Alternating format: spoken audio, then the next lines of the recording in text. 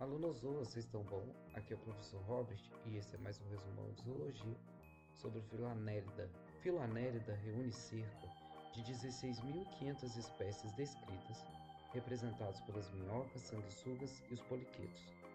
Formam um grupo muito antigo, presente no registro fóssil desde o Cambriano. São invertebrados que ocorrem em ambientes bentônicos e planctônicos marinhos, dulcícolas e terrestres. Variam desde formas com poucos milímetros até 3 metros de comprimento. A grande maioria das espécies é de vida livre, mas algumas são ectoparasitas hematófagas e ocorrem em alguns grupos comensais. Os anelídeos são tripoblásticos, bilaterais e celomados, nos quais as cavidades celomáticas são de origem esquizocélica. A característica mais evidente do grupo é a segmentação do corpo, ou metameria, uma condição de construção do corpo conhecida como homologia serial. Os segmentos ou metâmeros distribuíam-se ao longo do corpo em uma série longitudinal de unidades morfofisiológicas. Os segmentos novos são formados na frente do último segmento do corpo, de modo que o segmento mais antigo é aquele próximo da cabeça. De modo geral, cada segmento possui uma cavidade preenchida por líquido celomático que é delimitada por uma membrana denominada peritônio. Essa membrana forma septos intersegmentares que separam as cavidades celomáticas de cada segmento. A organização dos segmentos, como cavidades isoladas por septos, é bem representada nas minhocas terrestres, podendo ocorrer separação em cavidade esquerda e direita. Os septos intersegmentares apresentam vários graus de redução nas formas marinhas e nas sanguessugas praticamente inexistem. A parede do corpo dos anelídeos é revestida externamente por uma cutícula muito fina de escleroproteína e mucopolissacarídeos. A cutícula apresenta microestriações que produzem iridescência. A parede do corpo, abaixo da epiderme e derme, é muscular. Em cada segmento ocorrem feixes musculares mais externos, feixes longitudinais mais internos e ainda outros conjuntos de fibras musculares oblíquas e transversais. Para a locomoção, a maioria dos anelídeos conta com estruturas rígidas de origem epidérmica, denominadas cerdas ou setas. Os feixes de cerdas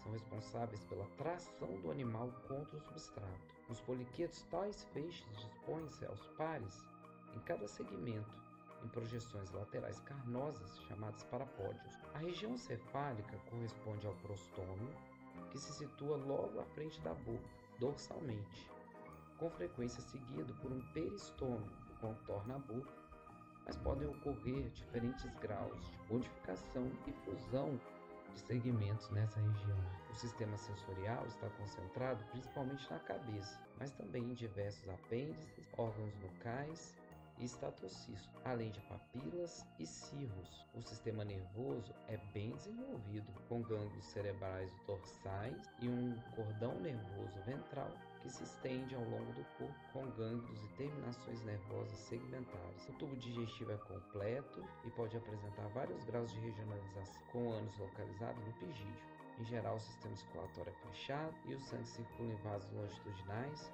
e vasos de menor calibre nos segmentos. A respiração pode ser tegumentar ou branquial. Na maioria das espécies, a excreção é realizada por metanefrídeos, sempre aos pares, mas podem ocorrer protonefrídeos. O número de metâmeros nos quais ocorrem metanefrídeos é variável. Os anelídeos podem ser gonocóricos, dioicos ou hermafroditas, monóicos, com gônadas permanentes ou intermitentes. As formas marinhas apresentam desenvolvimento indireto com larva planctônica denominada trocó. Já as formas terrestres apresentam desenvolvimento direto com o nascimento de uma ninfa. Os anelídeos são separados em dois grandes grupos, os poliqueta e os oligoqueta. Os poliquetas formam a classe com maior número de espécies. São predominantemente marinhos, com algumas espécies capazes de viver em setores estuarinos de baixa salinidade, sendo praticamente inexistentes no meio terrestre e no ambiente dulcícola. Já os oligoquetos, representados pelas minhocas e os sanguessugas, são predominantemente terrestres, mas apresentam importantes representantes marinhos e dulcícolas. Os sanguessugas são ectoparasitas e predadores, predominantemente dulcícolas,